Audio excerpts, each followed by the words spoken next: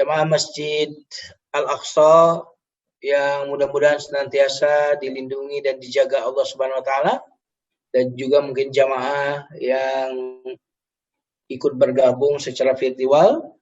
Semoga Allah senantiasa menjaga dan melindungi kita semuanya. Amin ya rabbal alamin. Kita awali sekali lagi kajian ini dengan membaca basmalah. Bismillahirrahmanirrahim. Kajian subuh ini kita akan membahas nama Allah Asy-Syafi, yang maha menyembuhkan. Yang maha menyembuhkan. Karena penyakit tidak berkait dengan yang tua, tidak berkait dengan yang muda, ya. Semuanya bisa terkena penyakit. Maka sangat erat hubungan kita dengan nama Allah Asy-Syafi ini yang maha menyembuhkan. Karena semua kita ingin terhindar dari penyakit. Jadi ini nama Allah Asy-Syafi ini juga tidak terkait saja dengan COVID. Ya. Di luar COVID pun ya banyak penyakit. Karena itu penting sekali kita mengkaji nama Allah Asy-Syafi ini. Kita mengkaji nama Allah Asy-Syafi ini, yang maha menyembuhkan. Nama Allah Asy-Syafi terdapat dalam hadis yang diriwayatkan oleh Imam Bukhari dan Muslim, berupa doa yang Nabi ajarkan ketika kita sakit atau mendoakan orang yang sakit. Ya. Doa yang diajarkan Nabi ini berbunyi, Allahumma rabban nas, adhibil ba'sa, Ishfi anta syafi, la shifaa illa shifauk, shifaan la yughadiru saqama. Ya Allah, pencipta dan pelindung semua manusia, hilangkanlah penyakit ini dan sembuhkanlah. Engkau adalah yang maha penyembuh. Tidak ada kesembuhan kecuali kesembuhan darimu. Nah, dari sini kita simpulkan bahwa nama Allah Asy-Syafi adalah salah satu dari Asmaul Husna. Kemudian di dalam Al-Quran juga bisa kita mendapatkan nama Allah Asy-Syafi ini. Dalam surat Asy-Syu'ara, kalau tidak salah surat 26, Allah menyebutkan dirinya adalah Asy-Syafi. Dan yang menarik di surah Asy-Syu'ara ini, Allah berbicara tentang banyak hal selain menyembuhkan. Lalu Allah juga berbicara tentang bahwa Dia maha menyembuhkan. Mari kita baca, kita simak, kita renungkan firman Allah dalam surah Asy-Syu'ara ayat 78. 79, 80, 81, 82. Ya. Jadi 78 sampai 82. Allazi khalaqani fahuwa yahdin. Ini sebenarnya adalah ungkapan Nabi Ibrahim, ya. Allazi khalaqani, kata Nabi Ibrahim, dia yang menciptakanku, fahu, dan memberikan hidayah kepadaku. Wallazi huwa yut'imuni wa yasqin, yang Dia memberi makan kepadaku, wa yasqin, dan memberi minum. Wa idza maridtu fahuwa yashfin, dan apabila aku sakit maka Dialah yang menyembuhkan. Nah, di ayat 8182 Allah Subhanahu wa taala berfirman, "Wallazi yumituni tsumma yuhyin." Mematikanku kemudian menghidupkanku. Nah, di ayat 80 ini Allah Subhanahu wa taala berfirman, apabila aku sakit, maka Dialah Allah yang menyembuhkan. Nah, ayat ini menarik kalau kita melihat ayat ini bukan cuma di ayat 80, tapi dari ayat 78 sampai 82. Ada yang luar biasa dari ayat ini. Kalau kita buka Quran, ayat ini ada yang menggunakan kata ganti Allah, yaitu huwa, Dia, dia, tapi dalam konteks menghidupkan dan mematikan. Di ayat 81, 82 tidak ada kata huwa yang menjadi kata ganti Allah. Nggak ada kata huwa. Ayat 78 misalkan, yang dia menciptakanku, fahuwa yahdin, dia yang memberi petunjuk. Walladzi huwa yut'imuni, dan yang dia makan dan minum kepadaku. Ada kata dia di situ. Apabila aku sakit, maka dia menyembuhkan. Ada kata fahuwa di situ. Tapi ayat 81, 82 berbicara tentang kematian dan menghidupkan. Tidak ada kata huwa di situ. Jadi walladzi yumituni tsumma yuhyin, yang mematikanku kemudian menghidupkanku. Nggak ada yang dia, nggak ada kata huwa di situ. Ini yang menarik. Apa yang menarik dari ayat ini? Kenapa ketika Allah berbicara tentang menghidupkan, mematikan, tidak menggunakan atau tidak menggunakan penguatan dengan menggunakan kata dia, kata ganti? Karena urusan mati dan hidup itu urusan yang disepakati oleh seluruh manusia.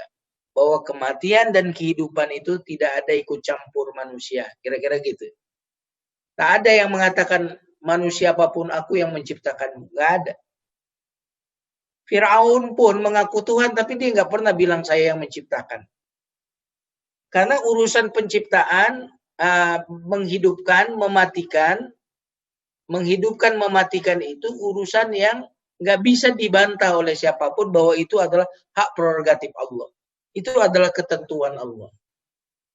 Maka karena itu disepakati, tidak ada konflik antar manusia dalam urusan itu, maka tidak perlu ada kata ganti Allah yang menunjukkan penekanan, penguat. Nggak perlu kata dan yang dia menghidupkanku dan dia mematikanku. Nggak perlu ada kata dia di situ. Atau kata ganti huwa tidak perlu di situ. Tetapi dalam urusan makan minum di surat Asy-Syu'ara ini ayat 79, Allah menggunakan kata ganti dia, yaitu huwa, yang dia Allah memberi makan kepadaku dan memberi minum. Kenapa dalam konteks memberi makan dan minum Allah menguatkan redaksinya dengan menggunakan kata ganti dia? Karena dalam urusan makan dan minum seringkali manusia merasa bisa makan, bisa minum, bisa dapat uang, bisa dapat rezeki itu karena dia kerja, karena dia cerdas, ya, karena dia berkeringat, karena dia pontang-panting, ya, karena dia memiliki kapasitas, memiliki kemampuan, ya. Maka seringkali manusia terperdaya seolah-olah makanan minuman yang dia dapat ini karena kerja keras dia. Maka Allah tekankan bahwa, hey, kamu jangan sampai tertipu bahwa sesungguhnya dialah Allah. Maka dia Allah yang memberi makan dan memberi minum. Nah, jemaah sekalian yang dimuliakan Allah Subhanahu wa taala. Ini ada info nih buat host nih, sepertinya ada gangguan suara dari chat ini. Gimana host kita ini? Suaranya jelas atau tidak ya? Halo? Jelas, Ustaz. Jelas. Jelas ya? Berarti di sebagian aja ya? Jelas. Oke. Berarti yang tidak jelas mungkin koneksi hanya personal kali ya. Oke. Jadi karena orang merasa seringkali bisa makan, bisa minum, bisa dapat duit itu karena kecerdasannya, maka Allah tekankan, bukan karena kecerdasanmu. Dialah Allah, maka ada kata dia di sini. Nah, begitupun soal sakit di ayat 80, ketika berbicara tentang kesembuhan, Allah menyebut kata ganti dia, fahuwa yashfin. Kenapa? Karena manusia kalau pas sakit ingatnya langsung dokter. Bukan Allah gitu loh. ingatlah langsung obat. Saya kalau minum obat ini manjur nih. Ya. Kalau saya minum jamu ini, saya ingat jamu, ingat dokter, ingat obat. Kalau sudah saya tuh kalau belum dikasih obat aja ketemu dokternya itu sembuh gitu. Kan ada yang begitu tuh. Nah, maka manusia itu hampir secara refleks gitu kalau sakit langsung ingat dokter yang dia andalkan. Sehingga di situ seolah-olah dokter yang menyembuhkan. Maka Allah tekankan di sini bahwa apabila aku sakit maka ada kata dia ini untuk mengingatkan kita. Karena dalam soal itu kita perlu diingatkan. Dalam soal rezeki kita perlu diingatkan bahwa rezeki itu yang ngasih Allah. Makanya di COVID ini juga mengingatkan kepada sebagian orang gitu loh. Yang selama ini merasa bahwa dia bisa kerja, bisa berdagang, bisa dengan bebas begini begitu, maka Allah datangkan COVID. Sebagian kehilangan pekerjaannya, ya. Sebagian kehilangan di PHK. Maka Allah mengingatkan bahwa selama ini kau bisa lakukan secara rutin, itu semua karena izin Allah. Nah, jamaah sekalian yang dimuliakan Allah Subhanahu wa taala, inilah indahnya ayat ini, ya.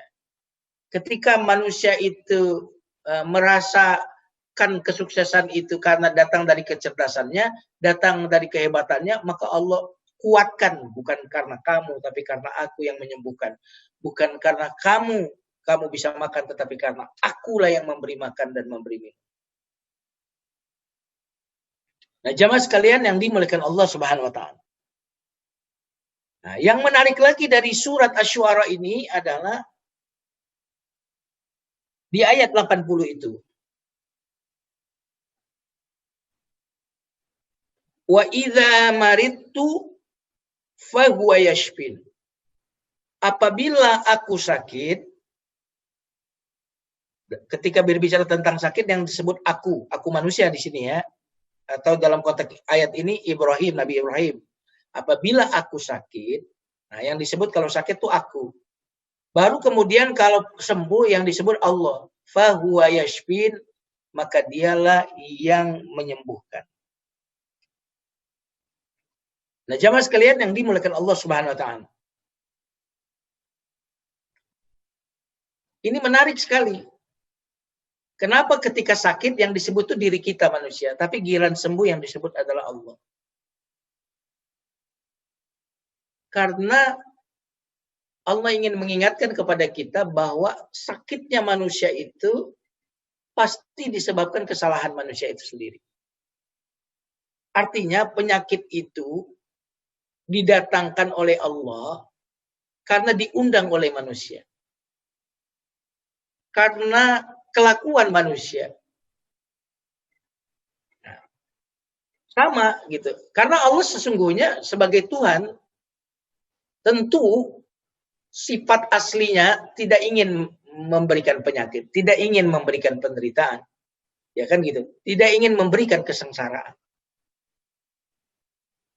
Nah, kesengsaraan itu didatangkan, penderitaan itu didatangkan, penyakit itu didatangkan karena diundang. Sama ya. Tentu Allah lebih sempurna lagi untuk mendekatkan. Kita sebagai orang tua tentu ingin menyayangi anak ya. Berkata lembut kepada anak, ya, memeluk anak kita. Itu sifat dasar kita sebagai orang tua. Nah, marah kita kepada anak itu, cubitan kita kepada anak itu karena anak kita yang ngundang itu. Dan dia yang ngundang. Tapi kalau untuk menciumnya, memeluknya, menyayanginya nggak perlu diundang. Itu sifat dasar kita otomatis.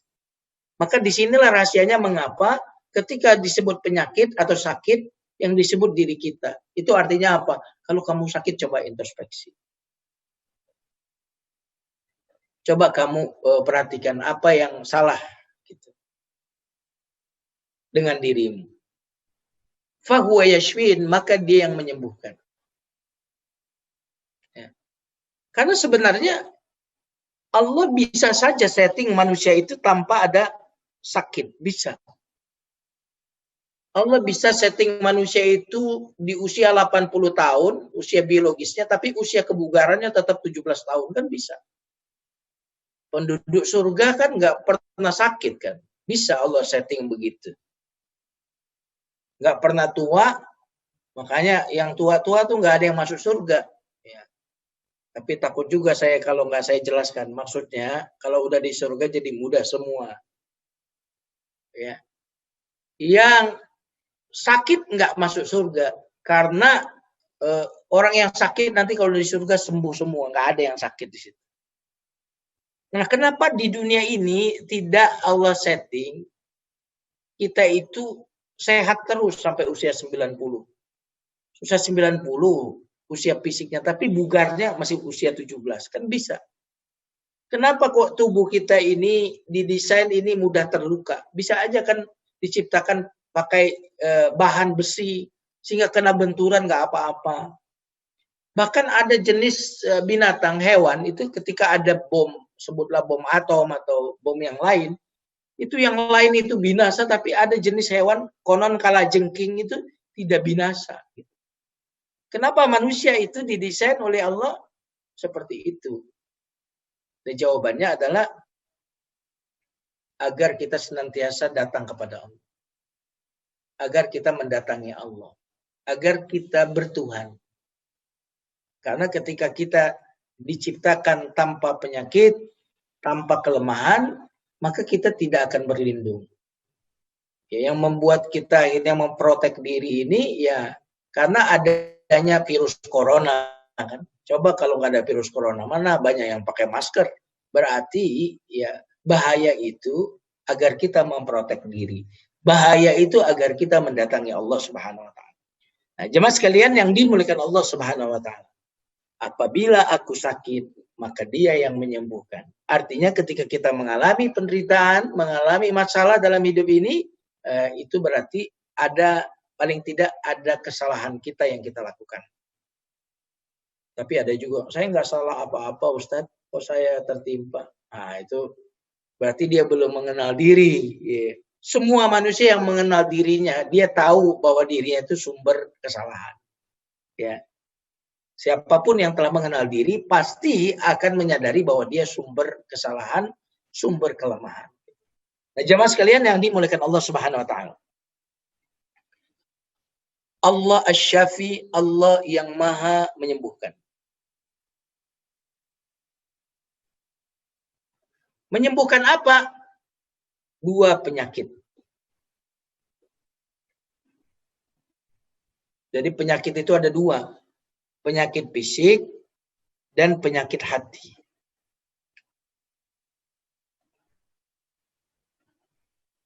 Nah, banyak orang ketika mendengar Allah Maha menyembuhkan, langsung ingat penyakit fisik. Gitu. Itu manusia tuh begitu. Sama kalau ditanya apa kabar, pasti yang terlintas dalam dia nanya kesehatan fisiknya. Oh baik, sehat, alhamdulillah. Nggak pernah merasa manusia itu kalau ditanya apa kabar, saya lagi kurang baik-baik aja. Kok bisa? Saya sholatnya kurang khusyuk. Nah kan gitu. Saya nggak ada rasa nikmat dalam beribadah ini. Saya lagi nggak baik-baik saja. Gitu. Manusia itu kalau ditanya apa kabar, biasanya soal fisiknya dia menjawab. Ya. Sama ketika Allah yang Maha menyembuhkan, dia langsung ingat fisiknya. Ini padahal kita ini sesungguhnya adalah makhluk rohani yang sedang menjalani kehidupan jasmani sebenarnya. Bukan makhluk jasmani yang sedang menjalani kehidupan rohani. Kita ini makhluk rohani yang sedang menjalani kehidupan jasmani. Ya. Mestinya ketika ditanya eksistensi kita yang asli, yaitu hati kita, jiwa kita. Maka Allah Asy-Syafi, Allah yang Maha menyembuhkan, baik itu penyakit fisik maupun penyakit hati. Nah, jamaah sekalian yang dimuliakan Allah Subhanahu wa taala.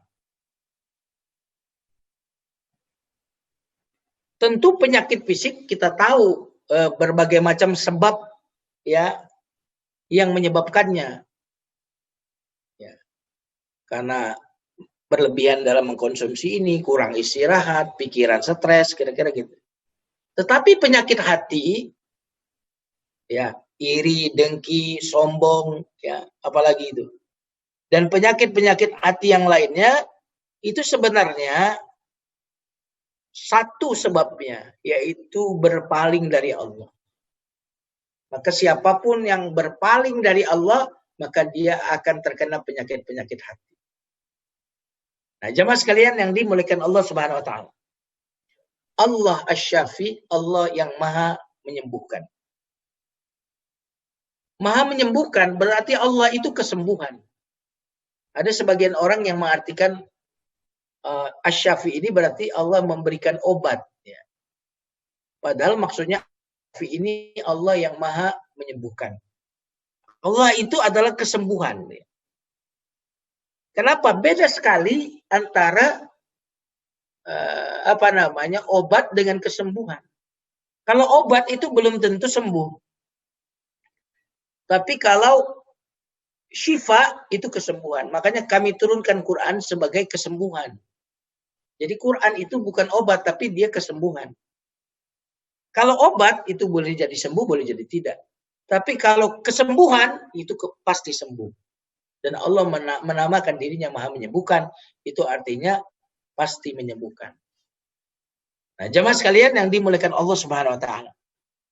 Allah Asy-Syafi, Allah yang Maha menyembuhkan. Menyembuhkan segala penyakit lahir maupun batin. Dialah yang menyembuhkan hati manusia dari berbagai macam syubhat, kerancauan, kesalahpahaman dalam memahami kebenaran, ketidakyakinan. Dia yang menyembuhkan. Dia yang menyembuhkan hati dari iri, dengki, dan penyakit hati yang lain. Dia yang menyembuhkan badan manusia dari berbagai macam penyakit dan kerusakan. Tidak ada satupun yang mampu melakukan semua itu kecuali Allah Subhanahu wa taala. Maka tidak ada kesembuhan penyakit selain kesembuhannya. Ini yang harus kita yakini. Bahwa yang bisa menyembuhkan itu cuma Allah. Ini yang paling penting. Yang menyembuhkan itu bukan dokter. Yang menyembuhkan itu bukan obat. Tapi Allah. Lalu kenapa kamu berobat? Oh, karena diperintah Allah saya berobat. Nah, gitu. Jadi, yakin bahwa Allah yang Maha menyembuhkan itu akidah. Lalu kita berikhtiar berobat itu syariah. Maka orang yang meyakini obat yang menyembuhkan berarti dia ada kemusyrikan di hatinya. Mempersekutukan Allah. Tapi orang yang yakin Allah Maha menyembuhkan tapi tidak berobat berarti dia melanggar syariat. Jadi harus kita dudukkan di sini. Kamu yakin Allah yang Maha menyembuhkan, kok kamu berobat, kok kamu ke dokter? Jawabannya, oh karena saya menjalankan syariat. Ini syariatnya Allah. Allah akan saya. Nah, Allah yang menyembuhkan, bukan obat, bukan dokter. Sehingga ketika kita berobat, ketika ke dokter, itu bagian dari menjalankan syariat dan berpahala. Sembuh atau tidak, kita mendapatkan pahala karena kita berusaha dan berikhtiar. Nah, sahabat-sahabat sekalian yang dimuliakan Allah Subhanahu wa taala. Jadi, kesembuhan secara mutlak itu hanya Allah yang Maha menyembuhkan. Nah, Allah itu menyembuhkan bisa lewat obat, bisa tanpa obat.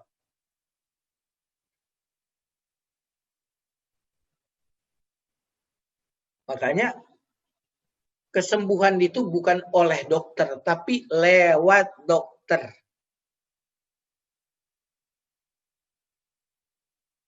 Air itu bukan oleh keran, tapi lewat keran.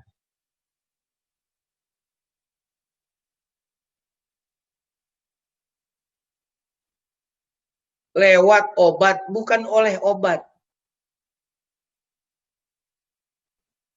Jadi pagi hari itu datang bukan oleh kokok ayam. Tapi kadang berbarengan sama kokok ayam.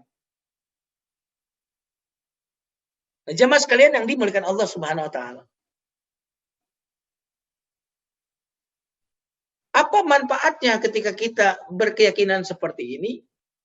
Di saat kita meyakini bahwa yang menyembuhkan adalah Allah, maka jika dokter bilang mengatakan juga, wah ini udah nggak ada obatnya nih. ini di dunia ini jarang yang sembuh. Kita tidak akan putus asa karena kita tidak meyakini dokter itu sebagai penyembuh kita. Kita tidak meyakini obat itu sebagai penyembuh kita, tapi kita meyakini Allah yang menyembuhkan kita. Sahabat-sahabat sekalian yang dimuliakan Allah Subhanahu wa taala. Makanya kita temukan ada orang yang sakit berobat ke dokter malah meninggal. Ada juga orang yang udah berobat kemana-mana tapi nggak sembuh-sembuh juga, akhirnya dia bilang, saya udah ikhtiar kemana-mana nih berobat, nggak sembuh-sembuh. Ya udahlah, saya pasrahkan kepada Allah aja. Nah, yang menarik saat dia mengatakan saya pasrahkan kepada Allah saja, saat itulah kemudian penyakitnya berangsur-angsur menjadi pulih. Nah, sebenarnya malu cerita aja kita, kan ada anggota keluarga kita yang sakit, berobat ke sini, ke sana, nggak sembuh-sembuh tuh. Saya punya mertua itu urat kejepit ya. Udah berobat tuh, udah terapi ini, tapi nggak sembuh-sembuh gitu. Akhirnya apa? Udahlah, pasrah aja sama Allah, minta sama Allah aja. Sebulan dia melakukan itu, sembuh. Nggak berobat. Itu artinya apa? Terkadang Allah itu memberikan kesembuhan lewat obat, ya, lewat dokter. Tapi terkadang Allah tidak, Allah memberikan kesembuhan tanpa lewat itu semua. Tapi Allah buat kesembuhan itu secara otomatis. Untuk apa? Supaya engkau jangan meyakini bahwa obat itu yang menyembuhkan. Yang menyembuhkan itu adalah Allah. Jadi obat itu akan memberikan kesembuhan jika diizinkan oleh Allah. Makanya semua orang yang sakit lalu lupa kepada Allah, itu biasanya seringkali lama sembuhnya. Bahkan saya berani mengatakan, seluruh obat dan usaha akan percuma jika Allah tidak ingin menyembuhkan lewat itu semua. Tetapi keyakinan kita Allah yang Maha menyembuhkan, kita meminta kepada Allah kesembuhan, boleh jadi Allah akan menyembuhkan kita walaupun tanpa dokter, tanpa obat. Nah, jamaah sekalian yang dimuliakan Allah Subhanahu wa taala. Jadi Allah bisa menyembuhkan dengan sesuatu tanpa sesuatu. Bahkan kadang-kadang Allah menyembuhkan seseorang dengan penyakit. Nah, ini menarik nih, dengan penyakit. Menyembuhkan dengan penyakit.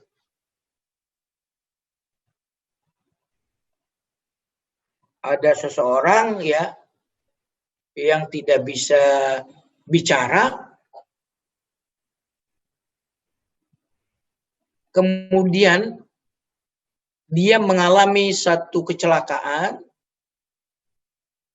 yang harus dia lakukan operasi, dan yang menarik setelah dia itu operasi dia bisa bicara. Nah, ini luar biasa ini.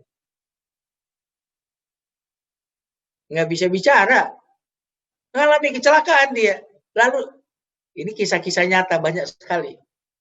Setelah dia operasi karena kecelakaan tadi, dia bisa bicara. Nah, Allah menyembuhkan lewat itu semua. Bahkan Allah menyembuhkan seseorang lewat pertaubatan. Lewat pertaubatan. Ketika orang menyimpang, ya, zalim, banyak berbuat dosa, lalu dia mengalami penyakit, berobat kemana-mana nggak sembuh-sembuh. Akhirnya dia karena udah nggak kuat, udah saya minta pasrah kepada Allah, saya bertobat. Saya bertobat kepada Allah. Dia kemudian memperbaiki diri, dan ketika dia bertobat itulah kemudian datang kesembuhan. Nah, jemaah sekalian yang dimuliakan Allah Subhanahu wa taala, Allah Asy-Syafi, ya, Allah yang Maha menyembuhkan. Kenapa orang itu dengan taubat bisa sembuh? Karena taubat itu bisa menghidupkan hati. Orang yang bertaubat berarti hatinya saat itu dalam kondisi baik, dalam kondisi bersih. Ya. Dan ketika hati itu bersih, hati itu hidup, maka hati yang kuat ini akan membuat fisik kita itu menjadi kuat.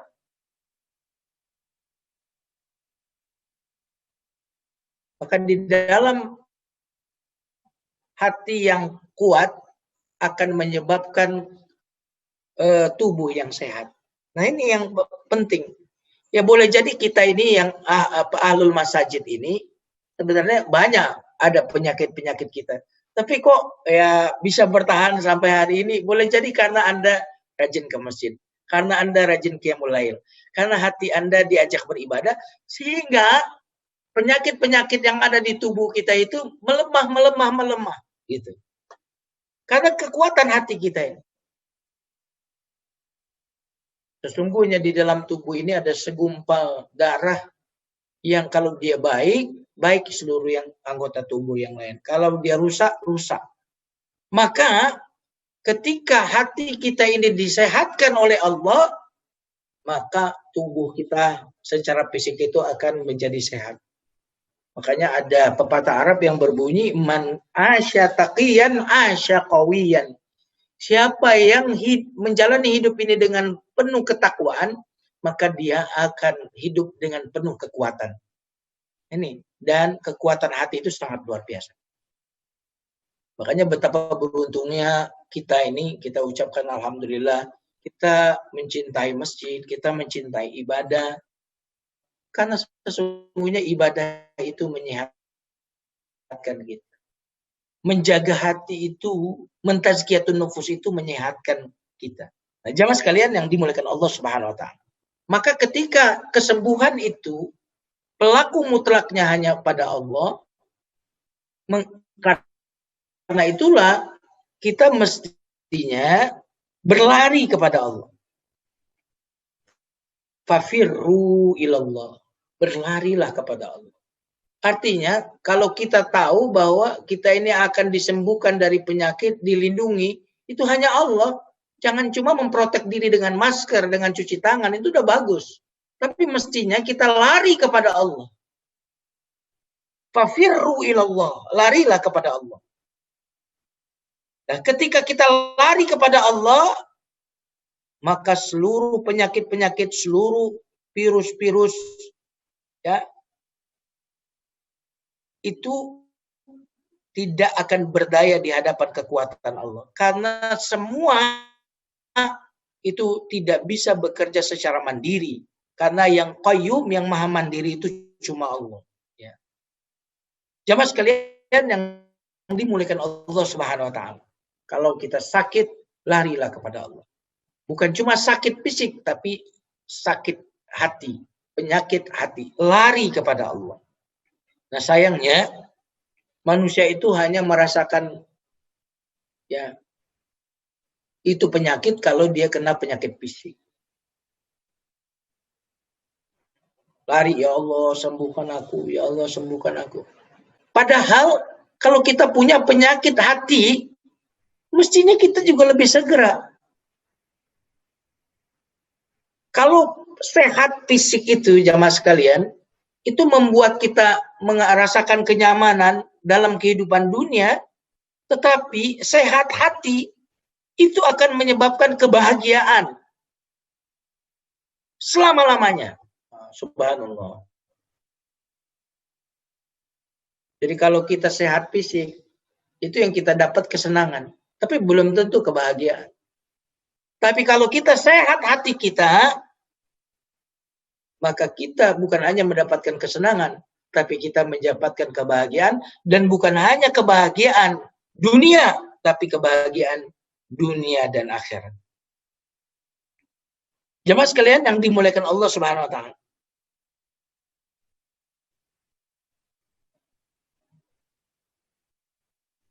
Bahkan penyakit yang harus kita ingat saat kita menyebutkan nama Allah Asy-Syafi ini, mestinya kita lebih ingat penyakit hati dibandingkan dengan penyakit fisik. Kenapa demikian jamaah sekalian? Karena penyakit hati itu jauh lebih berbahaya daripada penyakit fisik.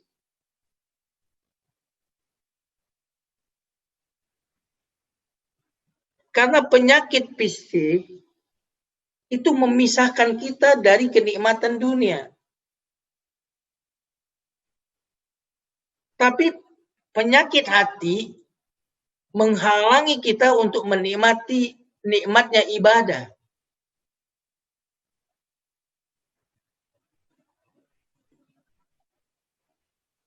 Penyakit fisik berakhir ketika datang kematian, selesai rasa sakitnya. Tapi gara-gara orang membawa penyakit hati, justru saat kematian baru mulai deritanya. Yang jamaah sekalian yang dimuliakan Allah. Bahkan kalau kita renungkan, penyakit-penyakit fisik itu dalam perspektif agama, itu memberikan kepada kita keuntungan duniawi dan ukhrawi.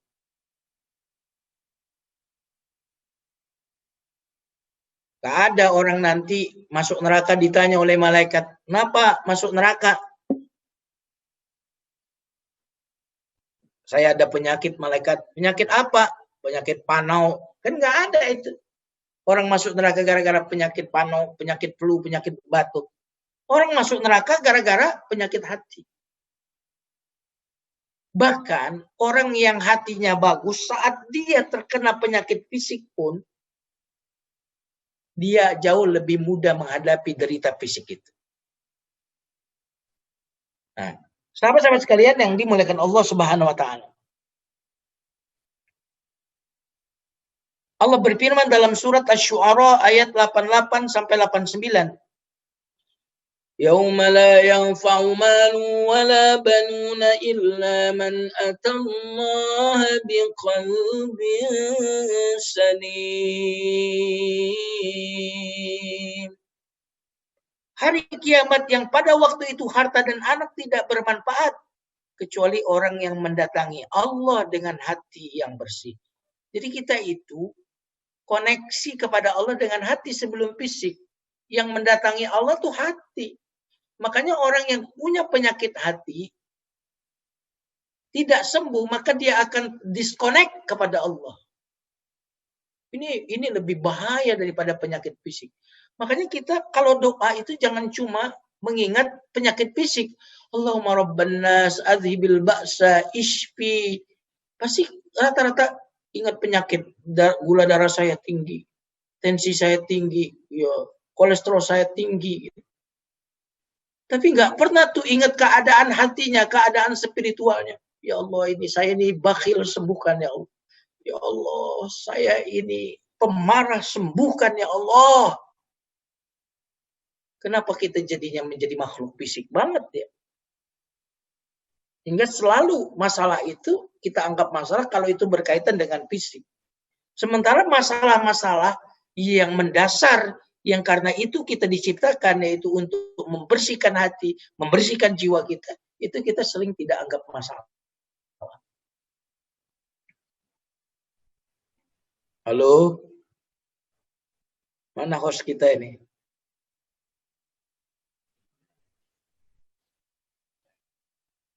Oke, lanjut ya. Iya, Ustadz. Lanjut, Ustadz. Oke, masih nyimak ya? Masih kuat ya? Masih. Bagus sekali. Ya. Jamaah sekalian yang dimuliakan Allah Subhanahu wa taala. Dalam hadis qudsi disebutkan bahwa hati itu adalah pusat perhatiannya Allah. Maka Allah berkata kepada hamba, wahai hambaku, kau bersihkan fisikmu yang menjadi objek pandangan manusia bertahun-tahun. Mengapa kau tidak bersihkan dan perindah hatimu yang menjadi pusat perhatianku? Nah, jamaah sekalian yang dimuliakan Allah. Ini yang harus menjadi perhatian kita. Ini kan orang-orang nih dengan COVID ini kan COVID ini kan menyerang penyakit fisik ini kan. Begitu ketakutannya manusia kan. Atau ada yang lebih berbahaya gitu, yaitu penyakit hati tadi. Bahkan boleh jadi orang yang terkena penyakit yang banyak itu, bahkan bukan boleh jadi sih menurut saya, pasti itu kalau orang-orang ahli masjid mah kena penyakit fisik itu menggugurkan dosa-dosanya gitu. Membuat dia mengingat Allah, diajak maksiat susah gitu. Banyak gitu manfaat-manfaat penyakit fisik itu. Kalau kita mau lihat di dalam perspektif ukhrawi. Gitu. Tapi kalau penyakit hati nggak ada manfaatnya sama sekali. Nah makanya mengapa orang-orang yang disebut dalam Quran itu sukses itu adalah orang-orang yang hatinya sehat. Allah berfirman dalam surat Asy-Syams, qad aflaha man zakkaha wa qad khaba man dassaha. Kan sebelumnya wa nafsi wa sawwaha fa alhamaha fujuraha wa taqwaha. Dan demi jiwa dan yang menyempurnakan jiwa itu. Allah mengilhamkan kepada jiwa itu perbuatan fujur dan perbuatan takwa. Sesuatu yang baik, sesuatu yang buruk Allah beritahu kepada manusia. Manusia tahu yang buruk, tahu yang baik. Nah, kemudian Allah Subhanahu wa taala mengatakan, sungguh sukses orang-orang yang mensucikan jiwanya dari penyakit-penyakit. Nah, jadi sukses itu adalah ketika kita sehat jiwa. Berarti orang yang sehat raga tapi jiwanya nggak sehat, itu dalam Al-Quran itu tidak termasuk falah. Disebut qad aflah. Aflaha itu sama dengan seruan azan itu hayya 'alal falah. Jamaah sekalian yang dimuliakan Allah Subhanahu wa taala. Maka kalau penyakit itu ada dua, penyakit fisik dan penyakit hati, maka kesembuhan itu juga Allah juga menyediakan sarana kesembuhan itu juga sarana kesembuhan penyakit fisik dan penyakit hati. Nah, kalau penyakit fisik itu Allah banyak sediakan sarana-sarananya. Ya diantaranya adalah madu misalkan dalam Quran. Ya. Madu itu syifa bagi manusia. Dan Allah sebut madu itu kesembuhan loh. Tapi madu asli loh Bapak-bapak. Kalau madu palsu nggak sembuh. Nabi bersabda, tidak ada penyakit yang tidak ada obatnya. Berarti kalau ada penyakit yang belum Anda tahu obatnya, itu berarti Anda perlu tingkatkan lagi eksperimennya. Tingkatkan lagi ilmunya. Allah telah mengatakan tidak ada penyakit yang tidak ada obatnya. Kalau ada pasien sakit, tenang. Gak ada penyakit itu yang tidak ada obatnya. Kecuali kematian dan tua. Kalau tua itu gak ada obatnya. Mati itu gak ada obatnya udah. Maka seluruh obat itu masih mungkin memberikan pengaruhnya kalau ajal belum tiba gitu. Tapi kalau ajal telah tiba, maka tak satu pun dokter ahli dunia ini yang bisa menjadi sarana kesembuhan. Nah, jamaah sekalian yang dimuliakan Allah Subhanahu wa taala. Allah menyediakan obat-obatan di alam semesta ini untuk penyakit-penyakit fisik dan juga Allah menyediakan obat bagi penyakit-penyakit hati kita. Apa obat bagi penyakit hati kita? Adalah Al-Quran. Jadi Al-Quran itu adalah obat penyakit hati.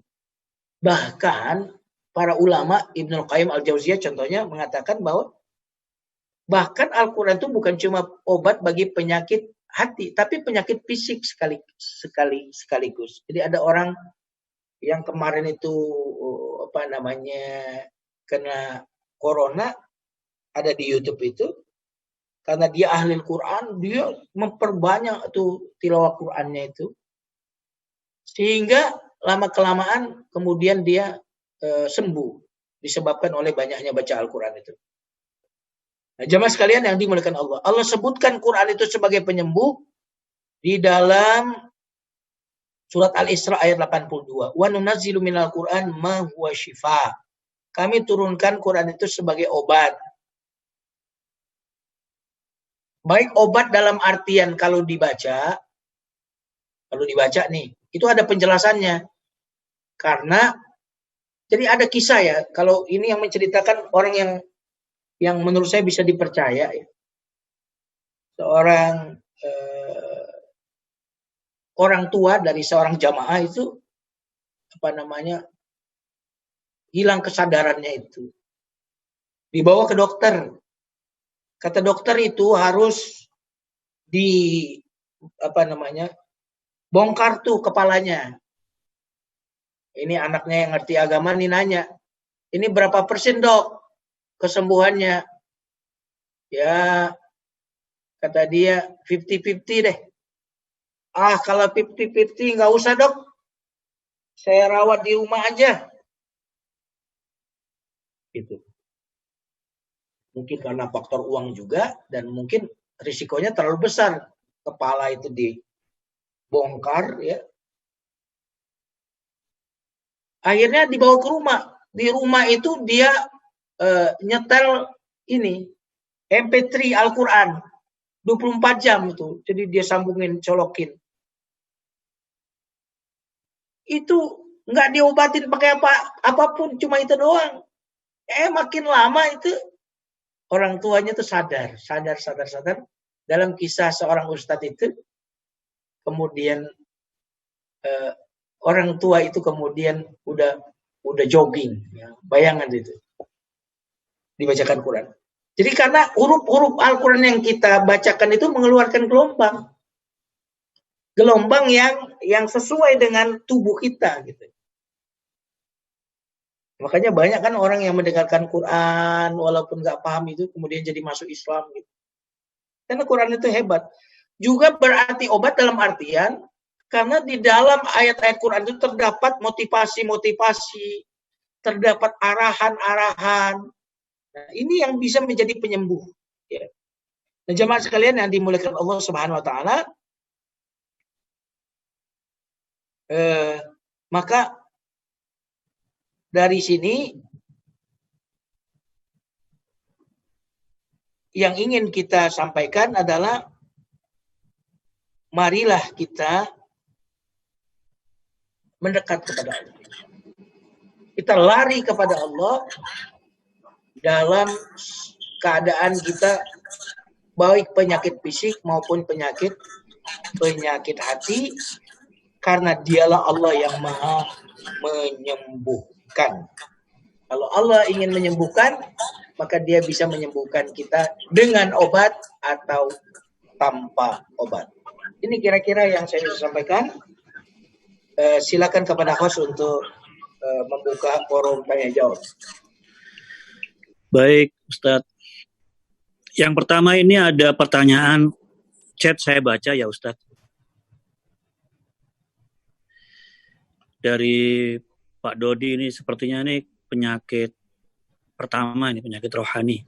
Ketika saya dihadapkan sama ada dua pilihan antara kepentingan dinullah dan kepentingan keluarga, kenapa hati kita selalu mengedepankan kepentingan keluarga? Adakah yang salah dalam hati saya? Ya. Ini pertanyaan yang sangat menarik ya. Nanti ada di dalam Quran itu surat At-Taubah ayat 24 ya. Sebentar saya biar urutannya ini saya ambil Quran dulu.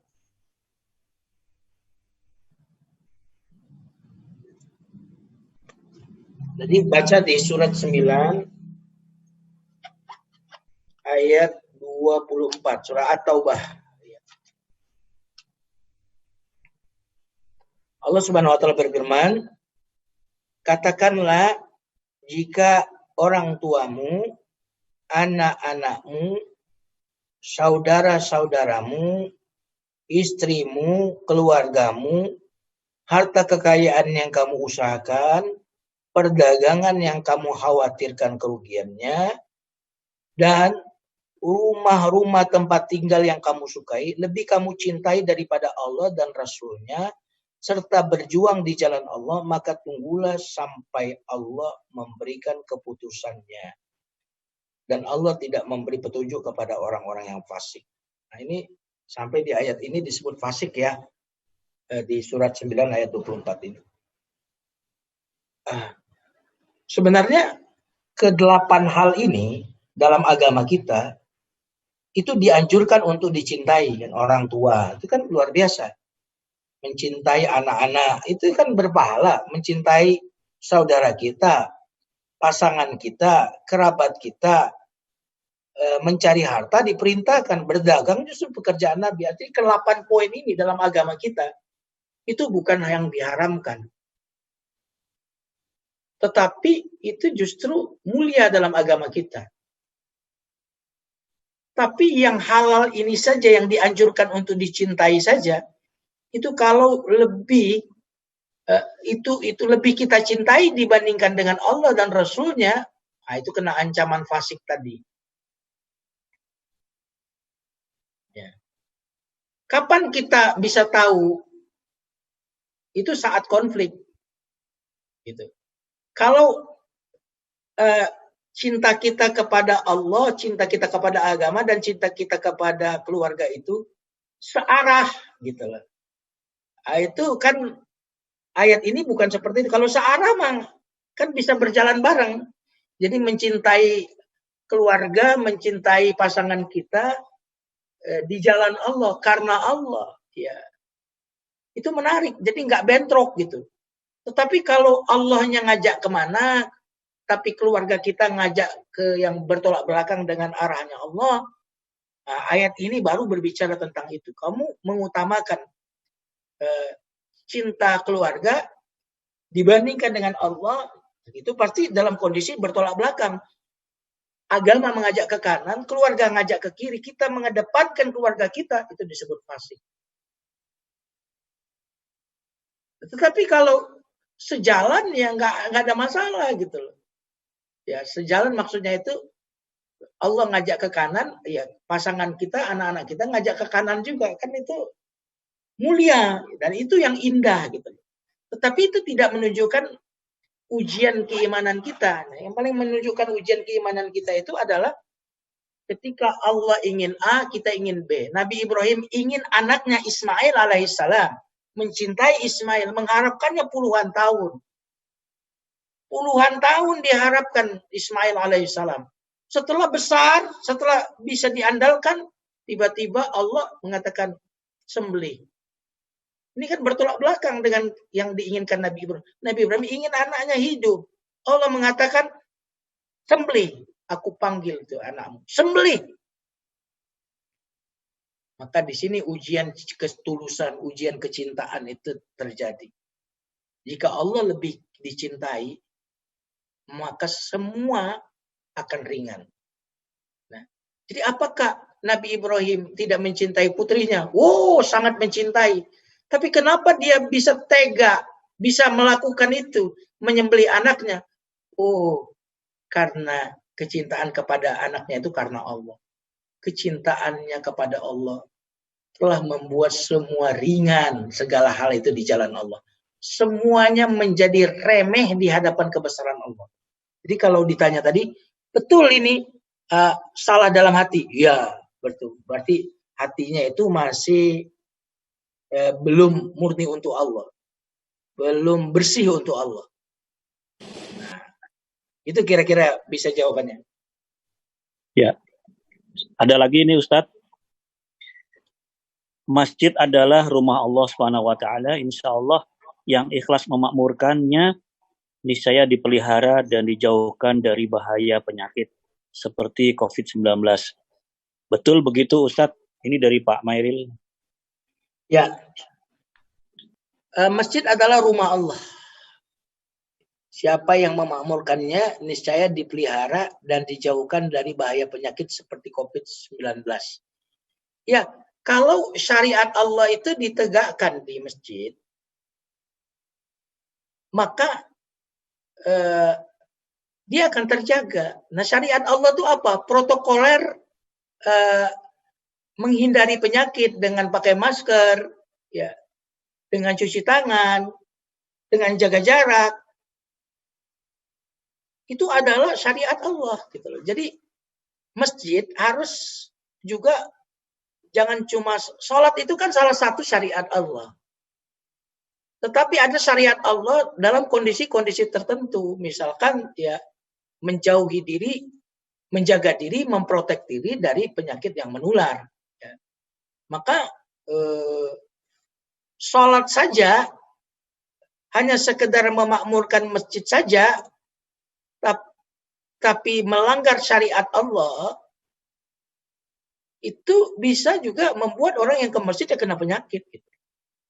Dan sayangnya kita itu memahami syariat Allah itu cuma sholat. Jadi syariat Allah itu ada yang namanya kauniyah, ya kan gitu.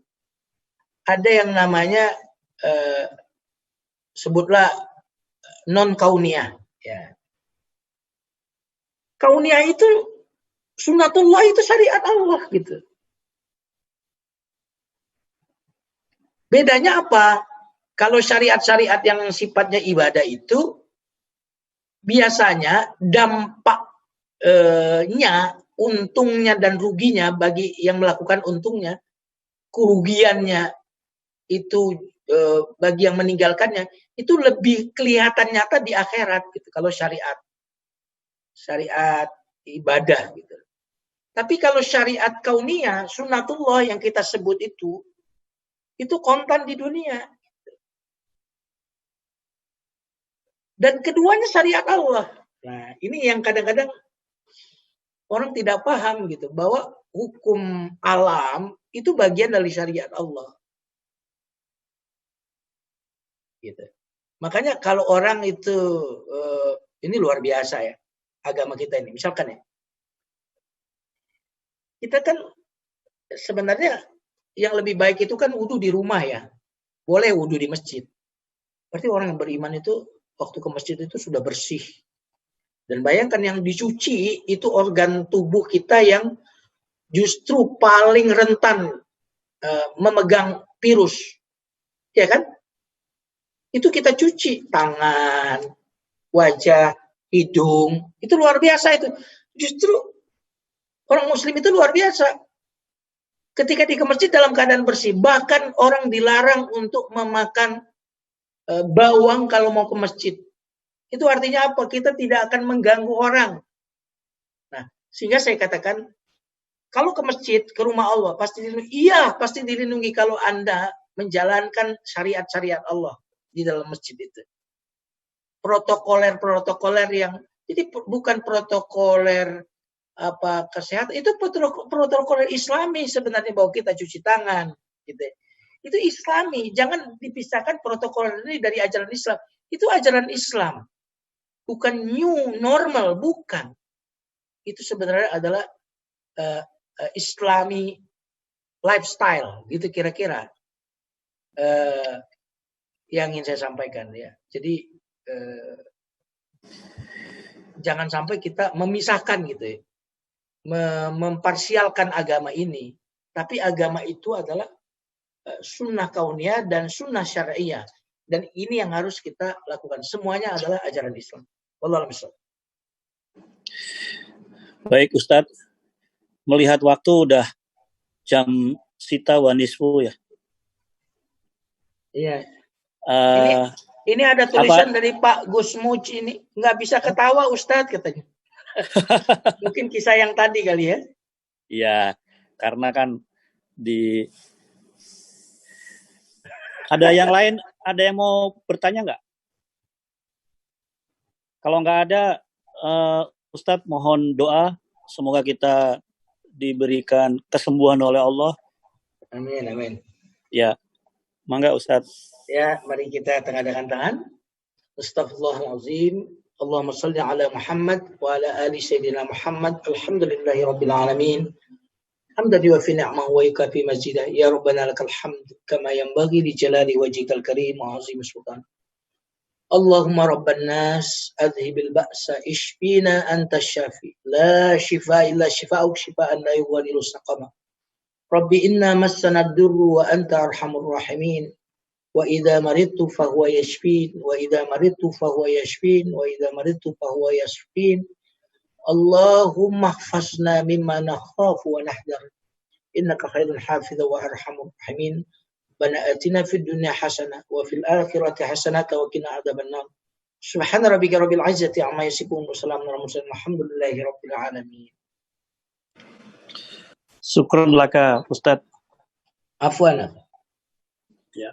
Baik, mari kita tutup Ustadz dan Bapak Ibu sekalian dengan doa penutup majelis. Subhanakallah wa bihamdika asyhadu an la ilaha illa anta astaghfiruka wa atubu ilaik. Assalamualaikum warahmatullahi wabarakatuh. Waalaikumsalam warahmatullahi wabarakatuh. Terima kasih.